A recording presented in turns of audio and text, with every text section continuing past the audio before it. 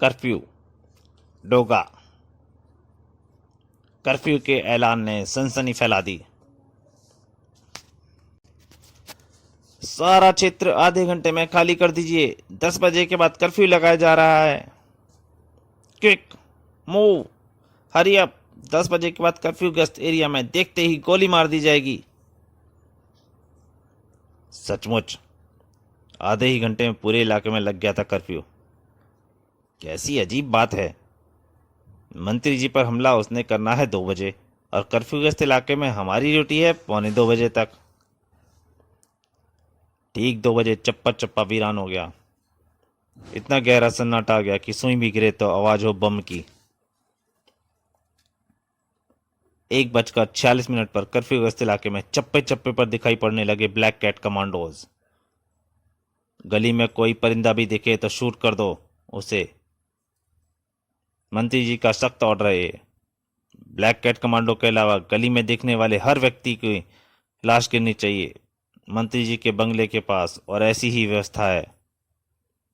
वो दिखे तो इतनी गोलियां बरसा दो कि खुद उसका जिस्म लोहा नजर आने लगे।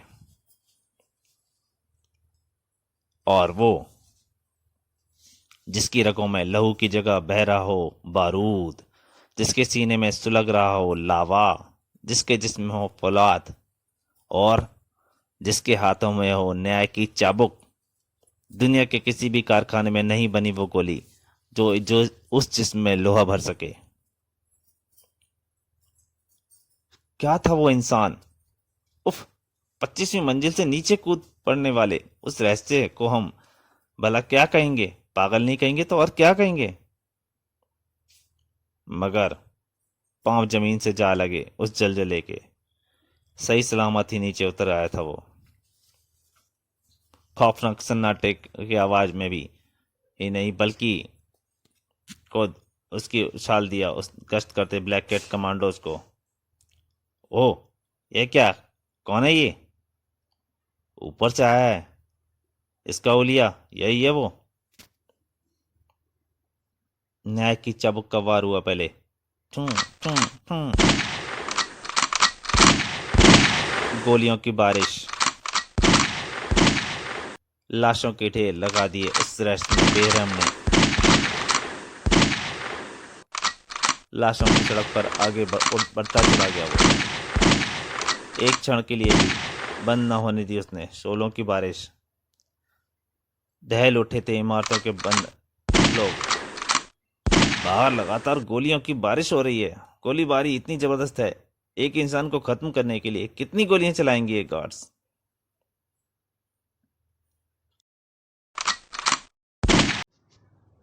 किसी की हिम्मत तक ना हो रही थी खिड़की से बाहर तक झांक लेने की। उफ, गोलियों के धमाकों की आवाज ने पंख पर्दे फटे जा रहे हैं। दूर दूर तक की निश्चलता भंग हो रही थी। उधर चल रही हैं गोलियां, हरी अप। पर तूफान को रोक सका है क्या कोई? क्लिक। Telescopic gun. मंत्री हलकान सिंह के बंगले पर जहां पहुंचा वो ज्वालामुखी। उफ, ये तो यहां तक आ पहुंचा। वह गोला दागने जा रहा है। उफ, भागो। सरसराता हुआ गोला आकर मेन गेट के पास परकच्चे उड़ाता चल गया।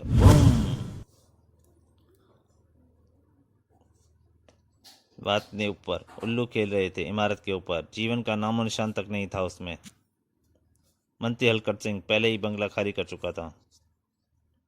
कर्फ्यू के सन्नाटे में गूंज रही उस जालिम की बूटों की आवाज बंगले के ठीक सामने पहुंचकर रुक गई।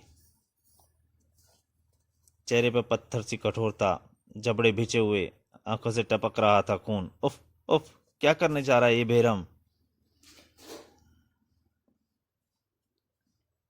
बमों की लड़ी को यूं फेंका था उसने जैसे बच्चे फुलझड़ी से पटाखों से खेलते हैं दिवाली पर। बड़े ही इत्मीनान के साथ वापस जाने के लिए पलट गया शैतान। जबरदस्त धूमधड़ाम के साथ बंगले के उड़ते पर कच्चे देखने के लिए मुड़ा तक नहीं था कमबख्त। फिर ठीक उसी क्षण इमारत के नीचे आ खड़ा हुआ वह, जहां से मौत का एक छोटा सा सफर शुरू किया था उसने। और अगले ही पल वातावरण में गूंज उठी कई सायरन की आवाज़। गिर गया था वह रेस्ट में इस इंसान, क्योंकि उसकी गन अभी तक यथावत थी। अचानक बड़ी तेजी से उठा उसका जिस्म। वे तो समझे थे उन्होंने पकड़ लिया है उस हत्यारे को। व्हाट नॉनसेंस, फायर, गोली चलाओ। सब बोतों में बदल चुके थे। यह करिश्मा देखकर फायर कौन करता। जब तक गोलियां उसकी ओर लपकी वह पहुंच चुका था उन गोलियों के रेंज से बाहर। लाशों की बारात लगाकर उड़ गया। उफ, इंसान है या प्रेत। खोपड़ी घूम गई थी कमिश्नर त्रिपाठी की तो। नॉनसेंस, इलाके को चारों ओर से घेर लो। और ऑफिसर, हरी अप, मेरे साथ आओ, हरी अप हरी अप। चीख चीख कर बुरा हाल था कमिश्नर का। छत पर पहुंचकर वो तो भक से दिमाग ही उड़ गया उनका। नॉनसेंस, वो जा रहा है हेलीकॉप्टर में। उफ, हम पुलिस वालों के दिमाग को क्या हो रहा है। नॉनसेंस है हम। सर ये देखिए। हाँ, अब यही तो देखना रह गया है। मगर क्या देखूं। नॉनसेंस, क्या है तुम्हारे पास। गौर से देखिए सर, मेरे हाथ में रस्सी है। रस्सी का टुकड़ा है, ट्रांसपेरेंट रस्सी का गुच्छा, जिसकी मदद से वो 25वीं मंजिल तक पहुंचा होगा। हेलीकॉप्टर में उड़ा जा रहा था वो रहस्य। अदरक चाचा, मेरा मिशन अभी अधूरा है, क्योंकि अलकान सिंह निश्चित रूप से अभी जिंदा है। अलकट सिंह की सारी हकीकत मुझे कानून और लोगों को भी सामने खोलनी होगी। अगर ऐसा न किया तो लोग मुझे माफ नहीं करेंगे। मुझे सबसे बड़ा हत्यारा कहकर कलंकित कर देंगे, जो कभी भी बर्दाश्त नहीं कर पाएगा ये आपका शिष्य डोगा। इंसाफ की जंग तुमने शुरू की है डोगा। कानून से कभी मान्यता नहीं देगा। कानून की निगाहों में तुम हमेशा एक मुजरिम रहोगे। हाँ, जहां तक लोगों का सवाल है तो भारत के बच्चे बच्चे की जुबान पर तुम अपना नाम पाओगे और अपने साथ पाओगे। लोहा सिंह के चेहरे पर जर्रे जर्रे मंडरा था आतंक। सरदार सरदार, जबरे सख्ती के साथ भिज गए हलकान सिंह के। लोहा सिंह, कोई मनूस खबर लाया है तो जल्दी से बकते। सरदार। शब्द तक न निकल पा रहे थे लोहा सिंह के मुंह से। शोला लपका और समा गया लोहा सिंह के ठीक मस्तक के अंदर। दरवाजे के पीछे दिखाई पड़े साये को देखकर बुरी तरह गुर्रा पड़ा हलकान सिंह। हलकान सिंह की मान में घुसकर उसे ललकारने की हिम्मत कोई नहीं कर सकता। गीदड़ नहीं कर सकता। सामने कौन है, शेर का बच्चा। ठीक कहा था हलकान ने। कौन हो तुम। मुझे पहचान हलकान सिंह। उसने अपनी गन फेंक दी। मुझे पहचान। देखो, गौर से देखो इस सूरत को। कुत्ते से मिलती है ना ये।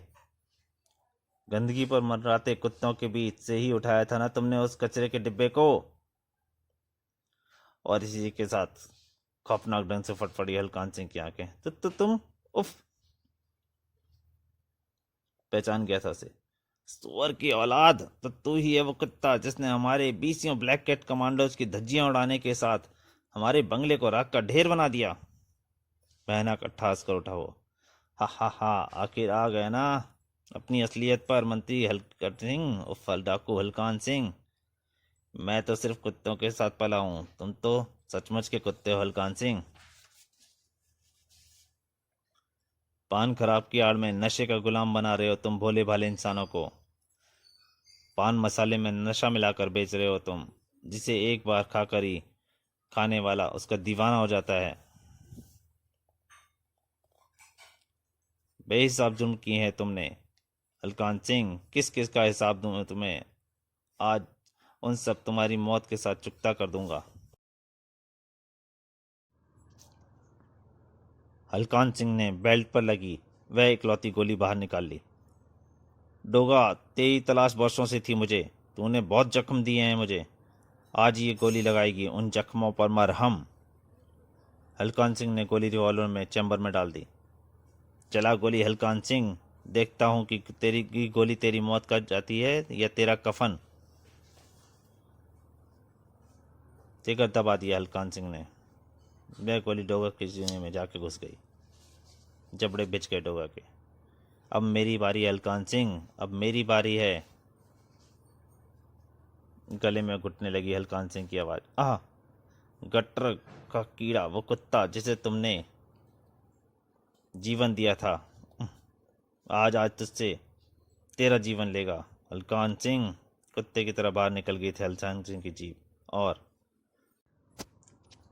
और आओ आओ अदरक चाचा, देखो इस कमीने की लाश बिछा दी है मैंने। वो सब इसी कमीने के साथी थे अदरक चाचा, जिन्हें मैंने अपनी गोलियों से। किंतु तूने उसे अपने सीने में गोली क्यों चलाने दी मेरे बच्चे? क्योंकि उसने मुझे जीवन देकर जो एहसान किया था वह चुकता हो जाए। उसने मेरा खून बहाकर हिसाब बराबर किया, मैंने उसका खून बहाकर कानून का हिसाब बराबर किया। गिरते हुए डोगा को अपनी बाहों में थाम लिया उसके अदरक चाचा ने। हलकट सिंह का असली रूप आप दिखाएंगे ना दुनिया को चाचा? हाँ हाँ मेरे बच्चे, हाँ, मैं दिखाऊंगा डोगा का भी असली रूप लोगों को। उसके सीने में मचलता नन्हा सा मासूम दिल जो प्यार के लिए तड़प रहा था।